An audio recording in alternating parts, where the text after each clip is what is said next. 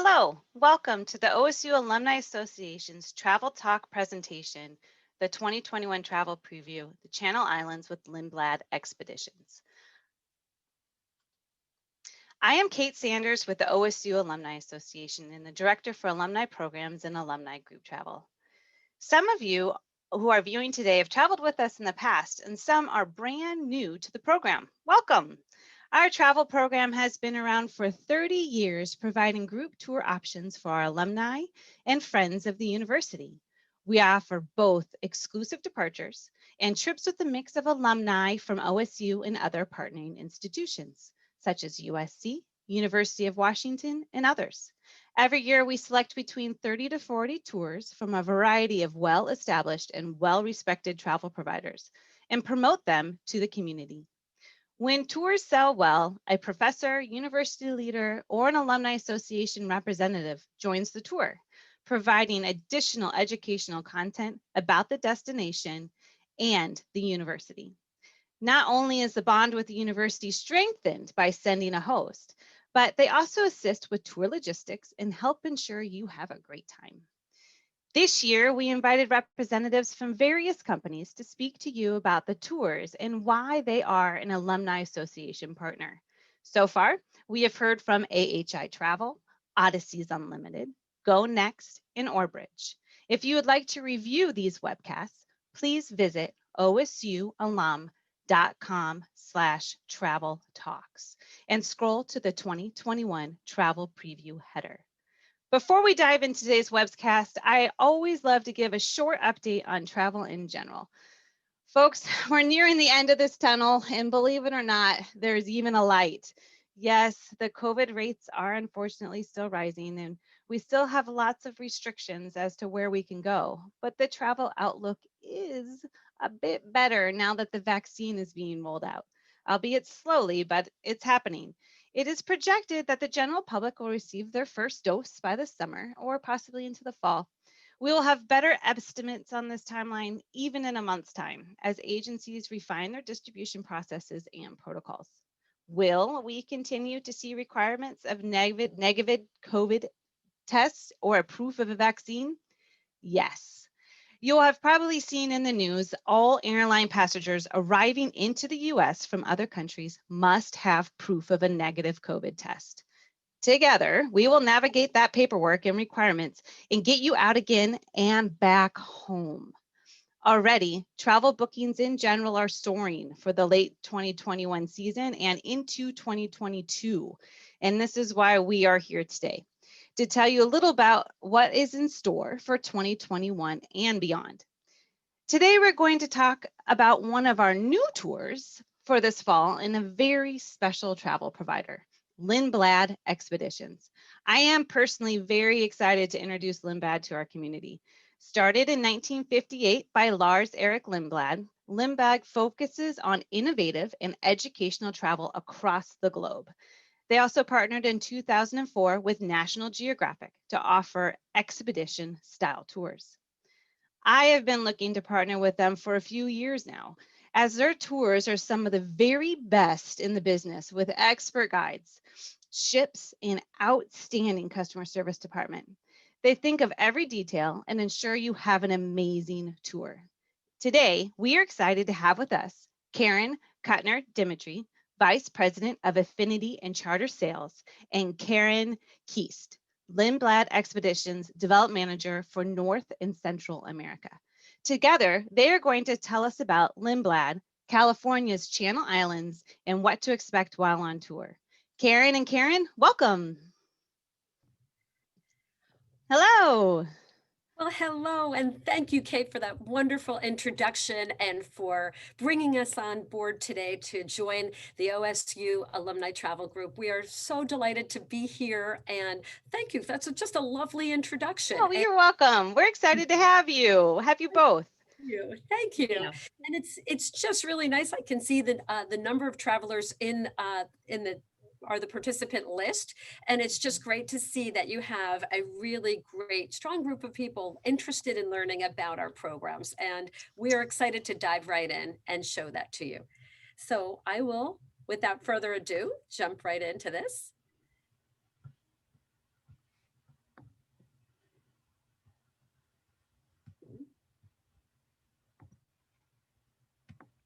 See?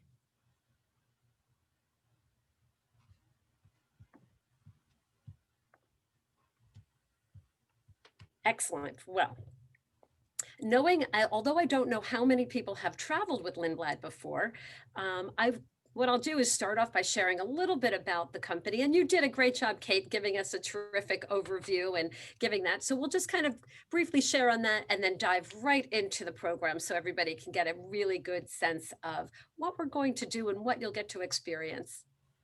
We're excited that we'll be offering this trip with OSU coming up in November of 21. And we think we picked a perfect first trip to work on together, especially in light of where we've all been. I think people are going to be really excited to get out there, to start traveling again. And what we're seeing is that a lot of people are choosing our programs, particularly the closer to home, more domestic trips. And this one is just a natural, perfect fit.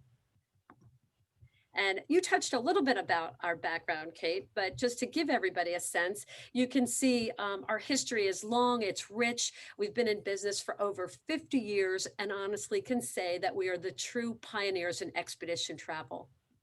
On the picture on the screen, the person in the parka is Lars Erik Lindblad.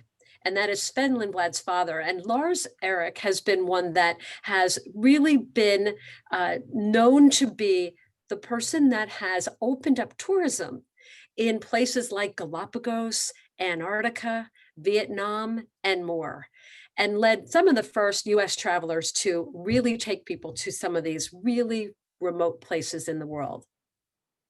And what's been important to us along the way is how we do it. In addition to going and really giving everyone a rich experience, we want to do it in an environmentally conscious way. And we'll talk a little bit more about that as we go along.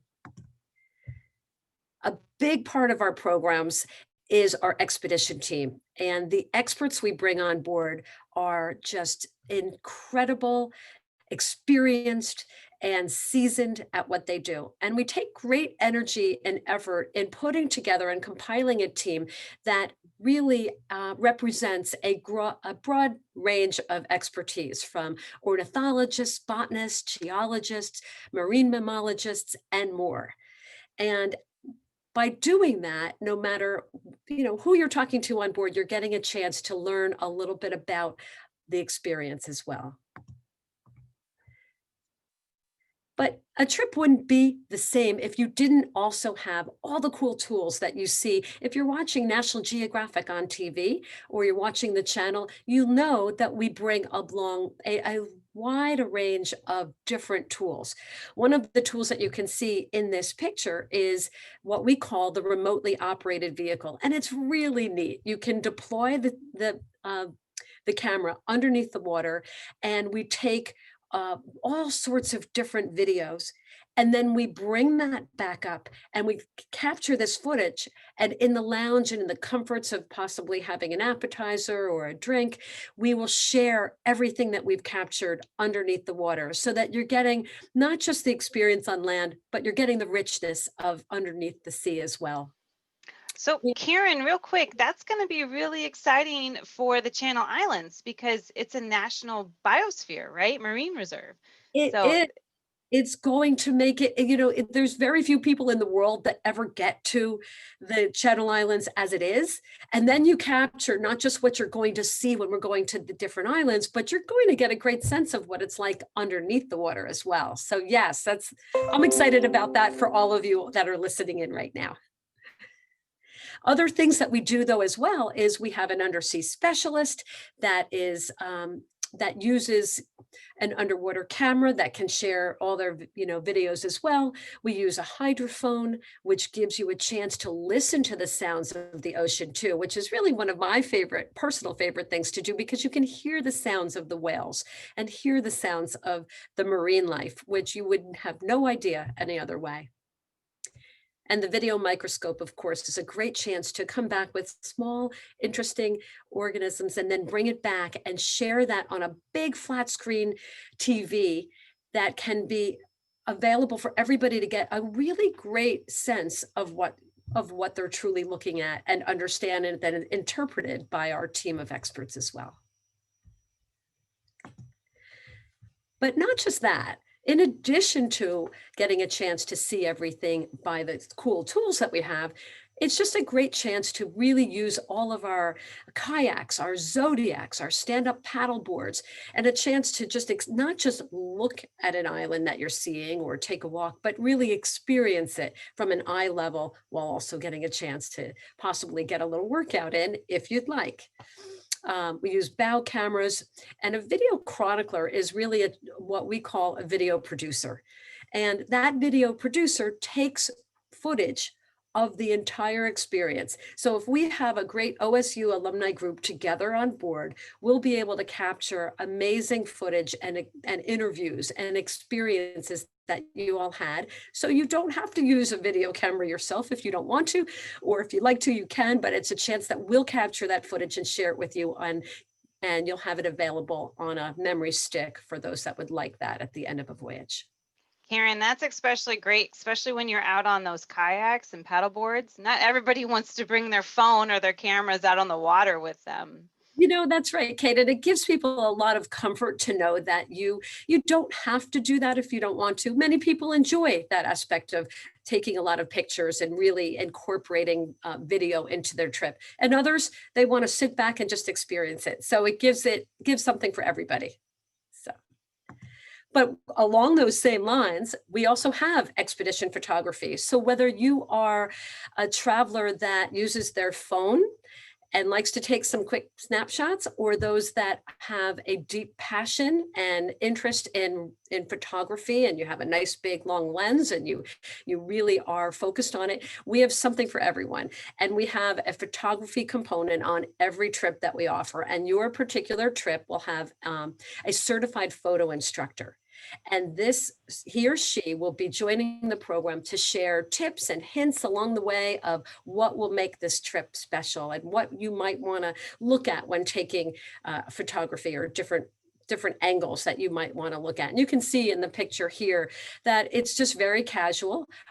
Our photographer, our certified photo instructor, will share tips and hints along the way while on a walk, while on a hike. It could be in a Zodiac, or it could be over a glass of wine at dinner or something like that.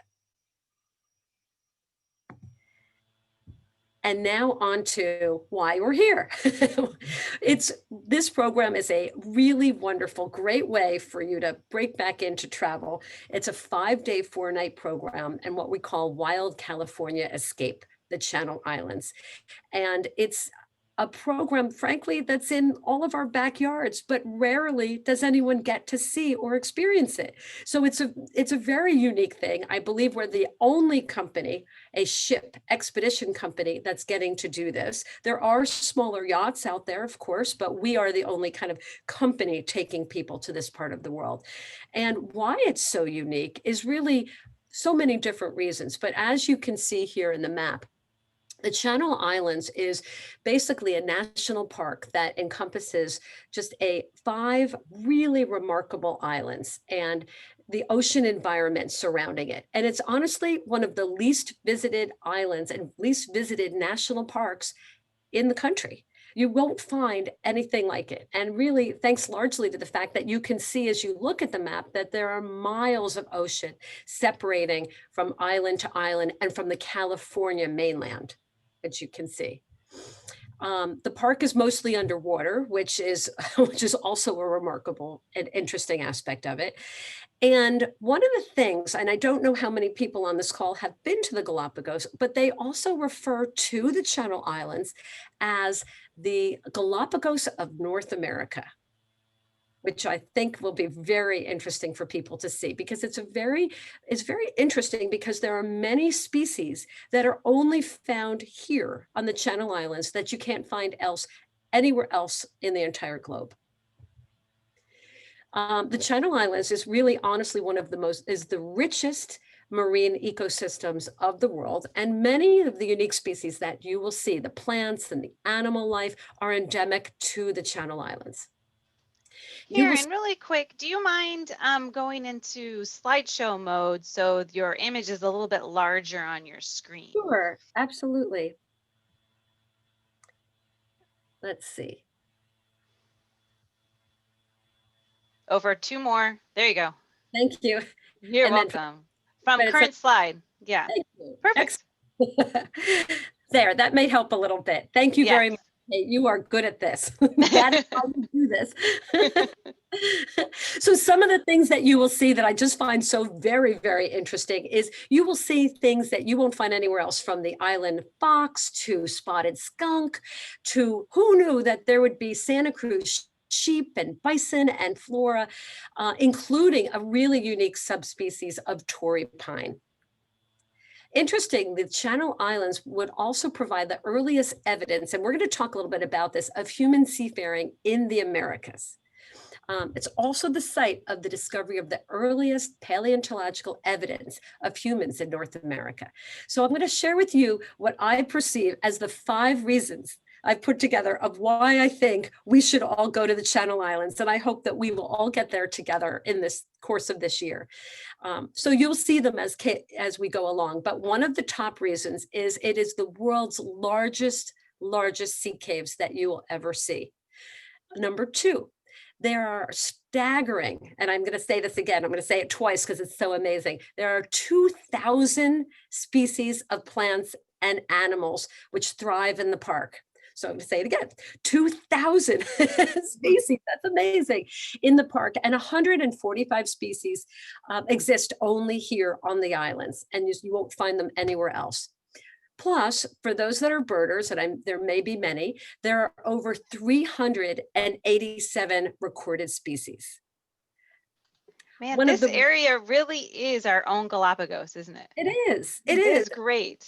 I love that you can, that it's so rare for people to get there, but it's a lot easier than going to the Galapagos, for sure. The third thing that I find so incredible is that we have here the rarest pine species in the world in Santa Rosa. And you can see here on the map that we'll be getting there.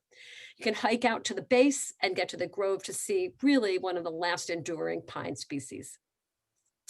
The next is that you will see the planet's largest gathering of blue whales each summer. And 10% of the global blue whale population convenes right there on the Channel Islands National Park and Marine Sanctuary.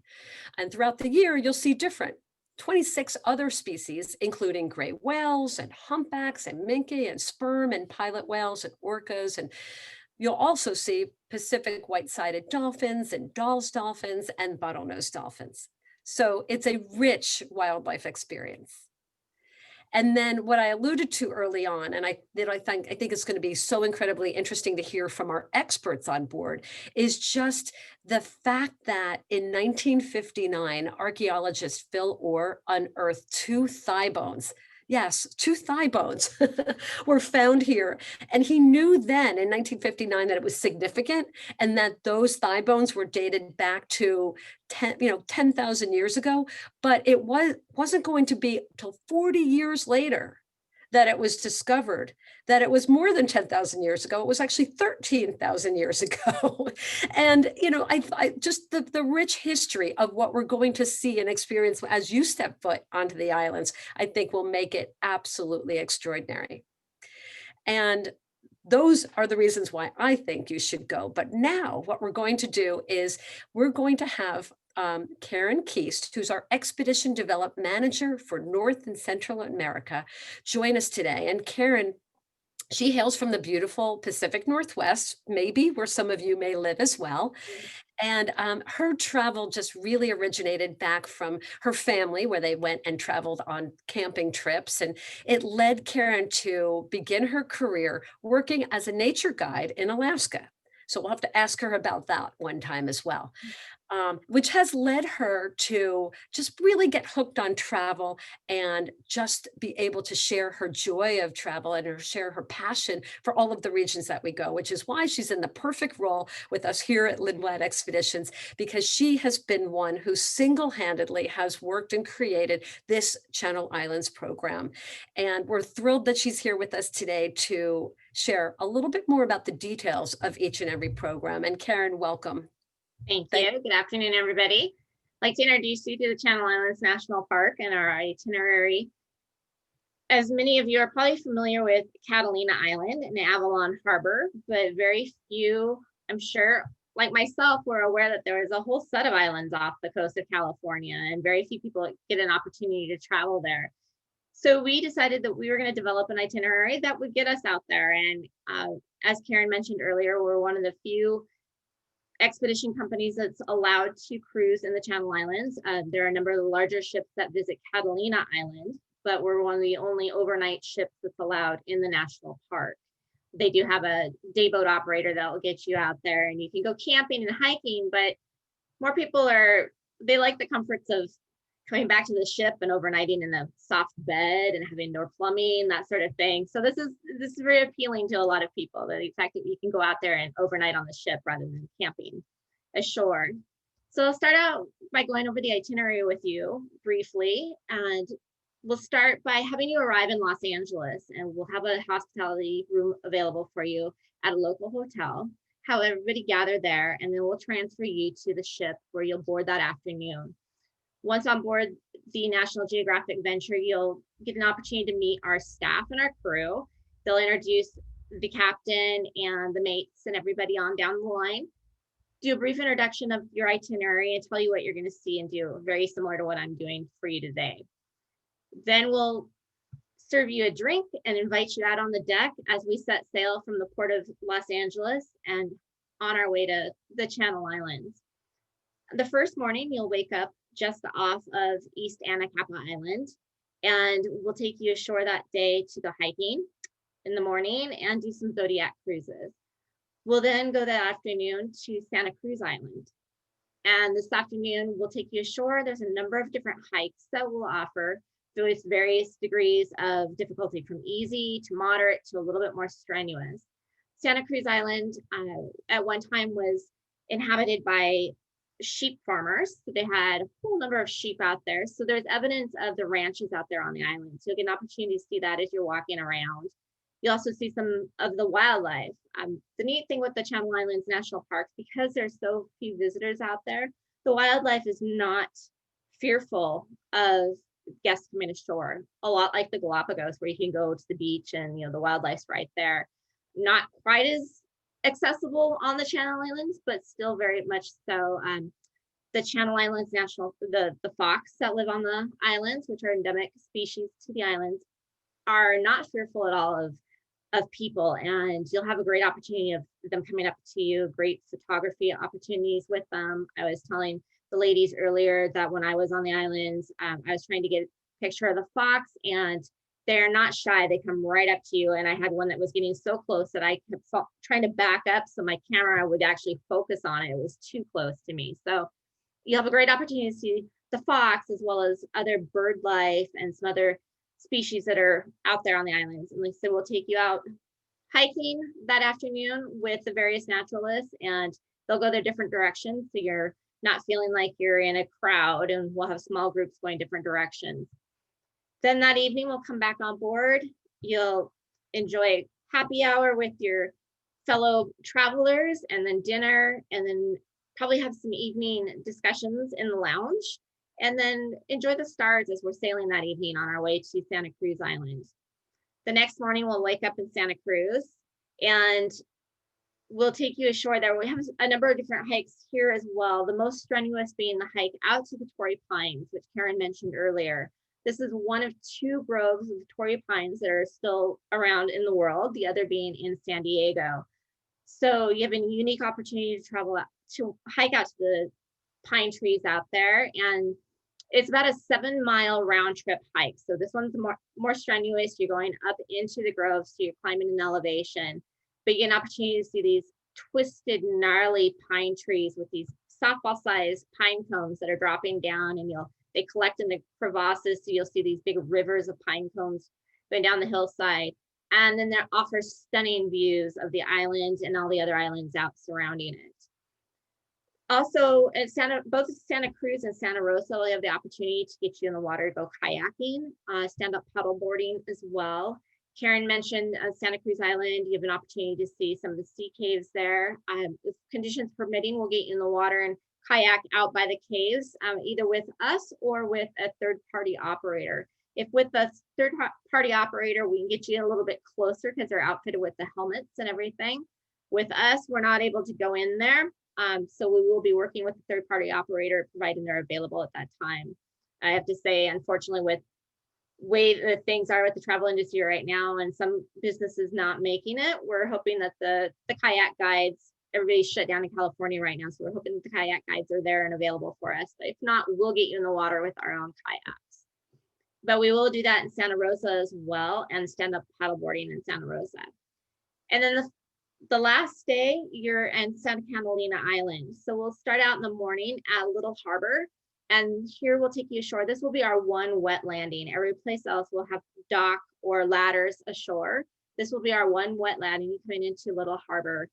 And we'll have the opportunity to go hiking, stand-up paddleboarding, and kayaking here as well. This is a nice protected little cove. It's great for beachcombing as well.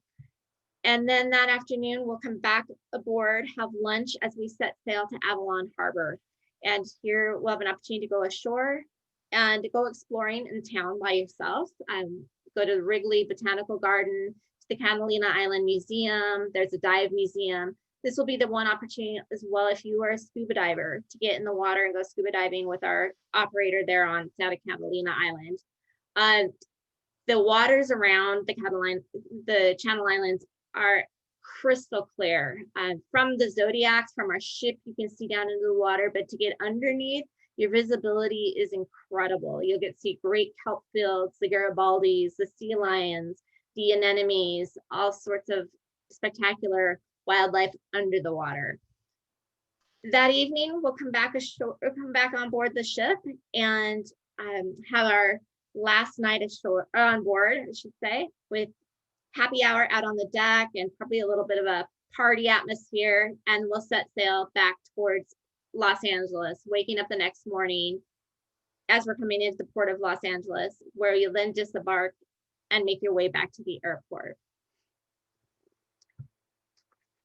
And this is a lovely view of Middle Anacapa and West Anacapa from Inspiration Point on East Anacapa Island. So this will be one of the points that you'll get a chance to walk to on Anacapa, our first day, and offer some spectacular opportunities for photography here. You see some of the wildflowers blooming. When you're there in the fall, it'll be a bit more of the golden colors, like what you're seeing here in these photos. Great opportunity on Anacapa to just kind of stretch your legs and get yourself oriented with hiking on the islands. This one is flat and kind of just a rolling hike. It's about 2 miles long out to Inspiration Point and back. I will say that the approach to Anacapa is probably our most difficult. For those of you that may have some mobility issues, this might be your one where you decide not to go on the island, but we'll get you on Zodiacs and take you around and do some exploration of Arch Rock and some of the other pinnacles and see some of the marine life along there. In order to get onto Anacapa, you actually have to climb a ladder up, and then it's 157 stairs up to the top of Anacapa. And once you're there, then it is just this flat rolling, but you do need to do the ladder and the stairs. Karen, yes. Quick question for you. On this great photo that you're showing of the trail, is that what most of the trails look like on all the islands, or this groomed trail? They're pretty groomed. They're not as wide on the other islands as this one because it's flatter. They can have a wider, more groomed trail. On the other islands, it's probably 1.5 feet, 2 feet wide, going through the grasslands and stuff. So it's a little bit more rugged. But good question. Yes. Thank you. You're welcome. So then, like I said, if you're not able to go on the island, we will take you out onto the Zodiacs and give you some tours, like I said, out to Arch Rock, where there's some great bird rookeries out there. You'll see some beautiful bird life. Then we'll take you to Santa Cruz Island the next day. And the next afternoon. And Santa Cruz Island is the largest of the islands. 2/3 of the islands is owned by the Nature Conservancy, and the other third is operated by the National Park. So we'll be on the one end that the National Park oversees, and plenty of space for us to travel around by kayak as well as hiking different directions. So we'll offer probably about 3 different hikes options on this day, both easy, moderate, and more strenuous. Also on Santa Cruz, we will take you out, like I said, hike or kayaking. And if the weather allows, stand-up paddleboarding. It can be a little bit more exposed here and a little bit breezier. Kayaking, you're a little bit more stable, a little less likely to get in the water than you would on the stand-up paddleboards with a bit of a wave. Again, some beautiful opportunities for photography on the islands. This one again is from Inspiration Point, looking out at the other Anacapa Islands. And then the next day we'll be in Santa Rosa Island. And here, I said you'll have some spectacular viewpoints on the island looking back across Santa Cruz, as well as the other islands around us. This will be your opportunity to hike to the Torrey Pines. We'll also offer guided kayaking and stand-up paddleboarding here. The islands, as I said earlier, were inhabited by sheep farmers, and they removed the sheep about 20 years ago, and the wildlife has started to come back. The plant life has come back, and this has offered great opportunity for the birds to come, and also for the Channel Island fox to make a comeback. They were on the endangered list for a number of years. One of the reasons being that the golden eagle, when the sheep farms were out there, they also had pigs on the island, and the golden eagles came out to feast on the pigs. And once the pigs disappeared, then the Channel Island fox was the next delicacy to say for them. These fox are about the size of a large house cat, so golden eagle is about 4 times the size of a Channel Island fox, so they're easy pickings, and they did a really good job of decimating the population out there. These were then as well as disease. When we started coming out there, we'd bring private vessels would come out with their pets, and disease like distemper came to the islands, and that took care of the Channel Island fox too. So there's been great efforts made to bring back the population, and now it's very healthy on most all of the islands out there. So as I said, you'll have an opportunity to get great photography of the fox, because they're there to be seen, and they're not afraid to come up to see you. Karen, another quick question for folks that are going to go with this group. Our date is early November. So what would you expect to see in early November on the islands, and potentially what would the weather be like? The weather on the islands, you might be a little bit breezier. When I was there, it was the end of October, first part of November, and the weather was still warm. Being a Pacific Northwesterner, I was in my t-shirt and shorts thinking this was great weather. For November here, it's definitely rainy and cold, so it was a welcome sight to go down there. But it's California, it's the ocean. I definitely say dress in layers, but it will be tendency to be warmer than it would be in Oregon or Washington, for say, or in a lot of the other states in the nation. But again, also can be windy this time. So definitely keep that in mind. In terms of what else you might see, you're going to see some migratory birds coming through. You won't see some of the wildflowers, obviously, in the spring. You might see some of the poppies towards the later end, but mostly it'll be the drier brown grass. Again, the shrubs and the trees, though, will be green, so there's still a lot to be seen. Also gives you an opportunity to see some of the lizards and items that are smaller on the ground, creatures that you wouldn't see on the lush grass. We just had a really great question come through. One of our listeners was wondering about the tendency of forest fires in California, and if the islands have seen a lot of smoke from, unfortunately, our now seasonal fires. Right. And what you've seen. November will be better, because hopefully fires are a lot less than they are in the height of the summer. But what have you found? Okay, so there's a number of different things. It depends on the wind direction. If it's blowing offshore and coming in towards the islands, yes, you'll see smoke. If it's blowing from the ocean to the land, it'll be clearer out there, and your biggest visibility issue might be fog, with the warmer air and the cooler waters as they're coming in. The Channel Islands do occasionally get fires out there as well. They had one on Santa Cruz Island this last summer that burned Scorpion Harbor area.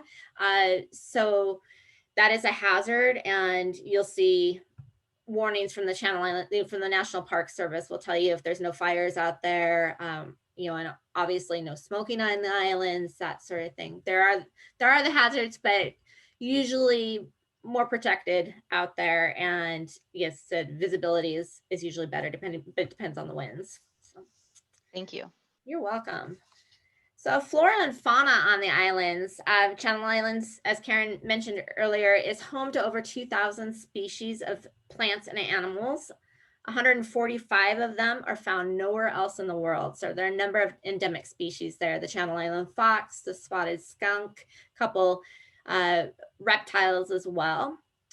And then the Torrey pines, which is also only found in San Diego and here on Santa Rosa Island. So some unique opportunities to see some creatures that you won't see elsewhere in the world. So Karen, I'm not as familiar with the Torrey pines. Are they pretty short trees? It seems maybe they get affected by the winds. Yeah, they're because they are wind weathered out there. When I was out there, what I was seeing was probably 20-25 feet high, maybe a little bit broader. They spread. They're more that twisted vision that you see of, you know, the coastal pines. But like I said, big, and then big needled as well, and then large softball size pine cones that are all on the trees. And then, like I said, literally, one of the things that caught my attention was the fact that they'll fall, the pine cones will fall off the trees and then, you know, get caught in the smaller little nooks and crannies. And then you have these rivers of pine cones, which was something that I'd never seen anywhere else, but was kind of a fun sight for everybody. Made you want to kind of, like a luge, you wanted to kind of slide down it, knowing that we'd rather be uncomfortable, but a pretty neat scene to see all the cones out there. That is great. It'll be definitely a good photo opportunity, but because of course we can't take one home with us, but that would be great, great photos. Right. Yeah, definitely. And then again, the Channel Islands are a great place for marine wildlife, from the common dolphins seen here to blue whales, humpbacks, the gray whales as they're migrating through. When I was on the ship, we were surrounded by probably 1,000 dolphins that surround the ship. It was like you could see them coming. There was this wave activity as the water was just alive, and they came and they surround the ship, and they'll spend, 15, 20 minutes or longer following the ship. They like to ride the bow wake. So you'll see them twisting underneath the bow as you're hanging over looking at them. And again, the water's so clear that you can see them right there. And they'll be behind the ship jumping, and just a lot of fun. And like, so you're literally surrounded everywhere you look by dolphins. And we'll be spending time in the afternoons as we set sail with your drinks out on the deck, looking for the wildlife. So always inviting you out to be looking for whales, looking for the spouts as you see them off in the distance. Our expedition staff will be out there at all times, and you're welcome to come out there. Bring your binoculars. If you see something, say something, because we'll share it with the rest of the group so everybody can come out and get an opportunity to see it.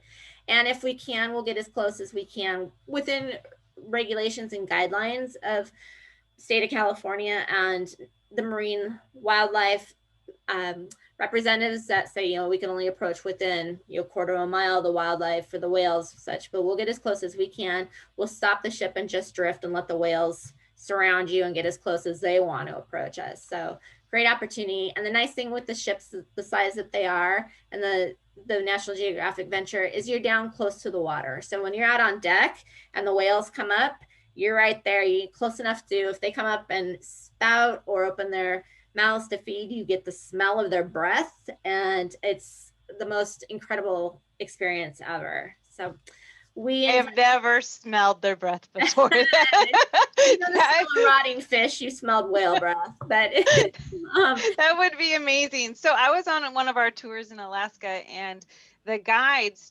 they recorded daily wildlife, so a log of all the wildlife that we saw. Do your guides tend to do that on the trip as well, and just kind of keep a tally of everything you've seen on the trip? Yeah, so on the bulletin board up on by outside the lounge, there'll be a list of the wildlife that we see, and our staff will keep track of it. And you can keep track of your list if you will as well, or you can ask and they'll make a copy of the list and send it with you. They'll That is great. also, if you've got a map of the island, they'll help you trace where we've been, and yeah, they'll document anything for you and what you've seen. And if you're That's wonderful. definitely, if you're a birder, bring your list because you'll have an opportunity to check off some of these birds that you won't see elsewhere. That's great. And Karen is going to tell us, our other Karen, is going to tell us a little bit about that ship. So I know Karen just alluded that you're going to be down close to the water. So you'll learn a little bit more about this great ship and its amazing new clean technology. So you'll want to definitely hold on and to listen to that part of the presentation as well. So on our last day, as I mentioned, we'll be in Catalina Island, and we'll spend the morning hiking kind of out in the rural side of the island, where you have an opportunity to get up and be on the lookout for buffalo, which is something that most people wouldn't think to look for out there. But Catalina Island has been used for many movies throughout the years. And back in the 20s or 30s, they took buffalo out there to film a Western, and they left them when they left the island. And this herd has just been populating the island, and they cull them every so often. So there's about 50 of them that roam the island. So always keep your eye out for the buffalo, and be cautious. Don't approach them. They are wild. But something else that you may not see on any other island. So the actual nature educator in me has to say, buffalo or bison? Okay, so American bison. Okay, thank you. Thanks for catching me on that one. You're welcome. Then that afternoon, we'll head into Avalon Harbor. And again, we'll have the opportunity to go ashore. This area was kind of populated by the Wrigleys came out there and built a home and a training facility for the Sox. And they brought their friends and the wealthy and the Hollywood A-listers, and it became this very popular place for Californians, but especially Hollywood, to come out here. And they filmed a lot of movies as well. And it's a beautiful little town to wander around. We've been guiding you everywhere else on the island. As we come ashore here, we invite you just to explore on your own. We'll point you in different directions, but this is your opportunity to just kind of relax and enjoy the afternoon on your own before you head back to Los Angeles and enter back into the real world. And at this time, I'm going to turn it back over to Karen Kuttner, and she'll take it from here. Thank you, Karen. This makes me want to go back even more. It's such a remarkable part of the world. And thank you for putting together just a really great picture of it.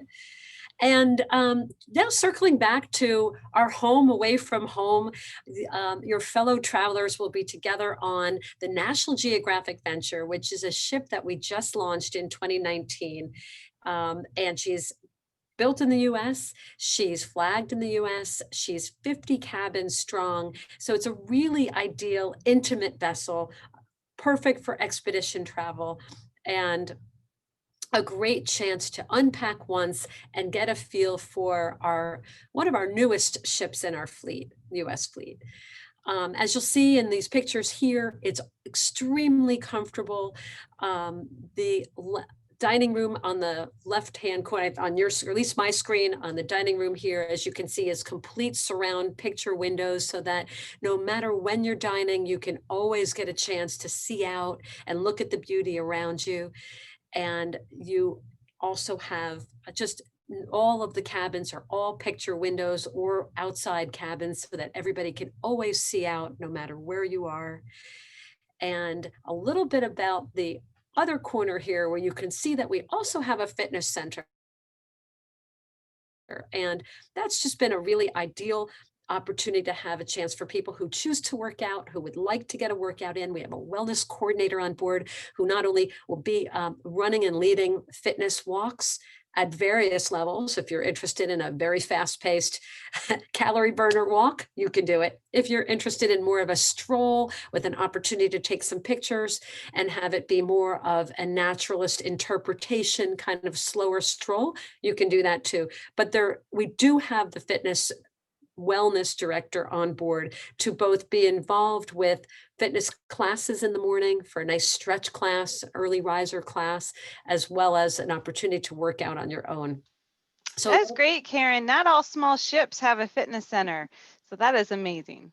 yeah, and there's one other piece that makes it really special is we also have a wellness spa on board, Kate, for those that want to just relax, enjoy, perhaps get a spa treatment, a massage. You can do that as well in our private facilities. So another Can great, can I have one right now? like that too.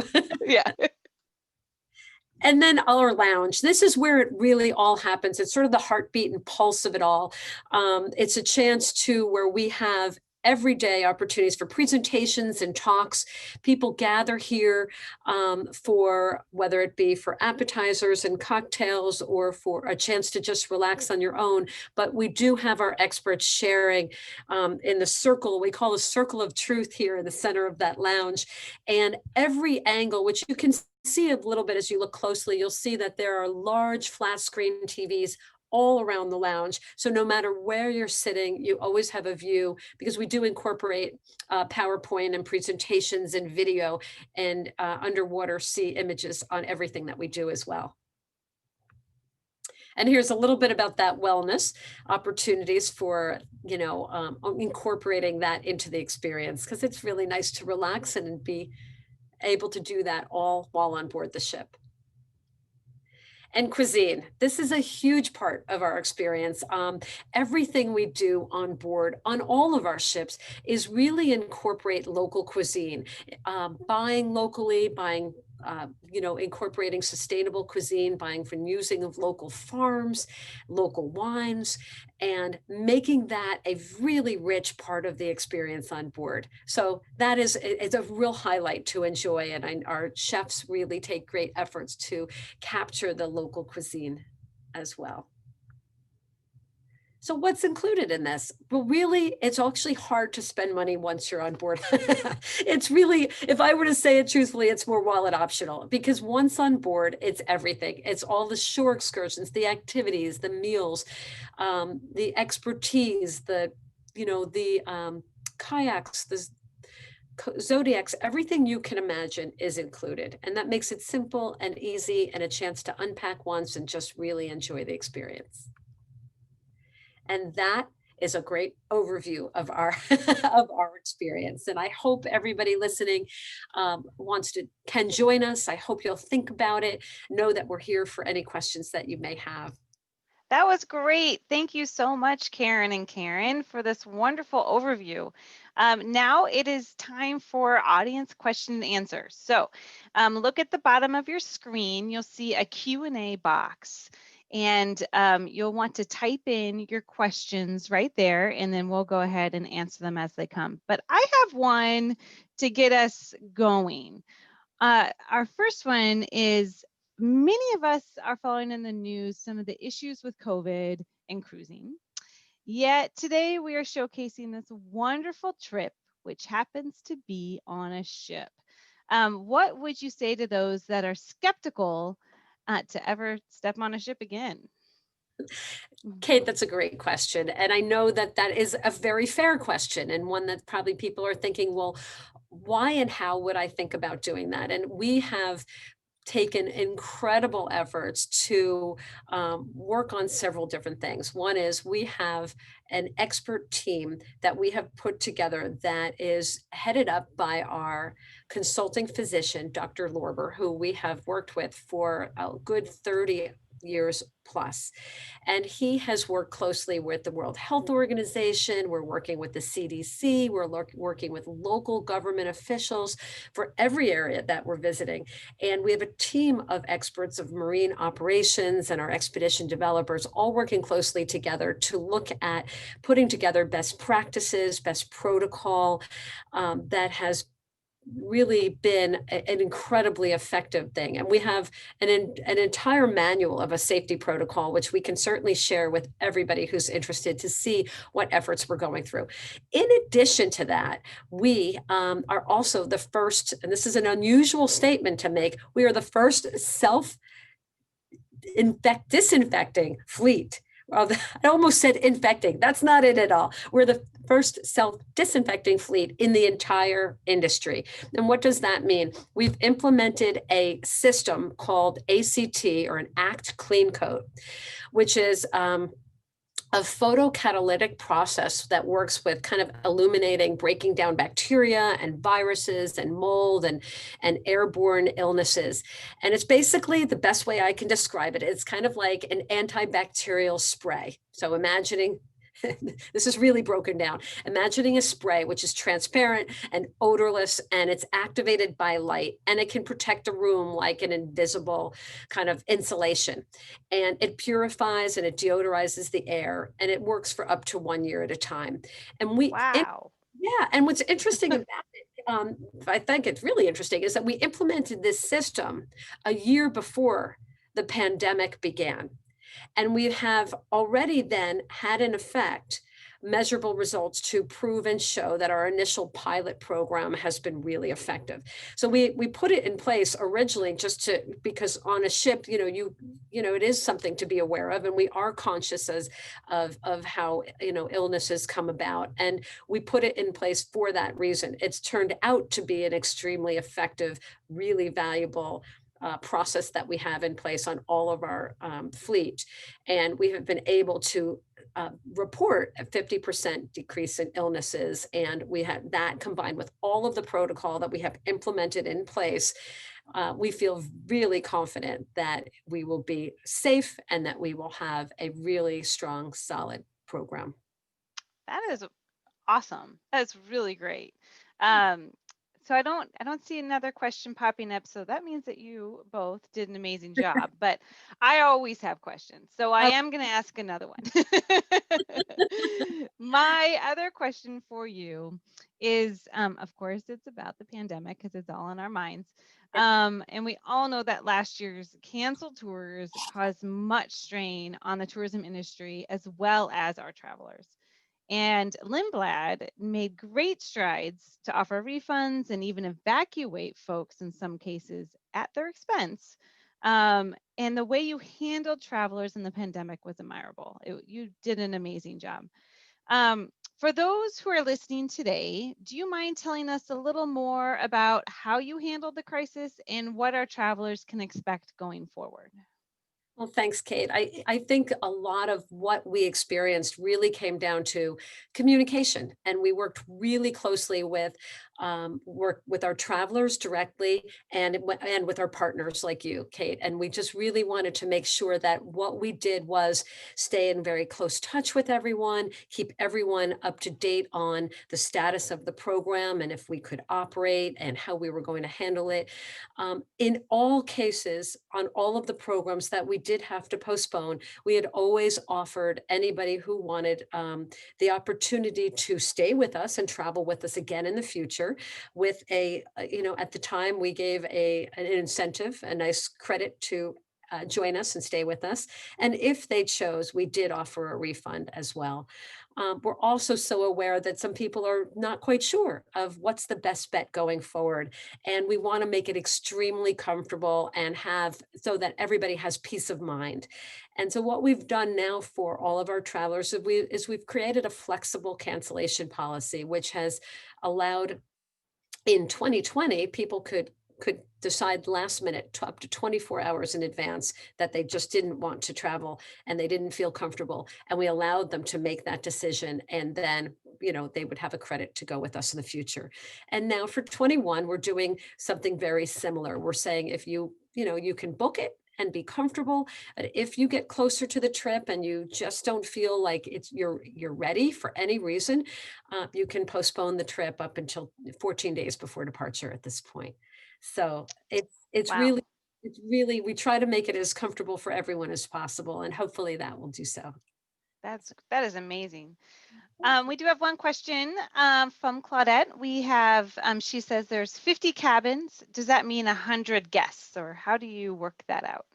Yeah, well, that's exactly right. There would be the largest capacity of people on board would be 100 guests, but we do have at any given time we travel with, there's solo travelers and, there's different circumstances and, and we'll see. We've also sometimes don't always fill the ship to 100% capacity. We've left a little room for, in case there's somebody would, want to change cabins or there's things of that sort at times as well.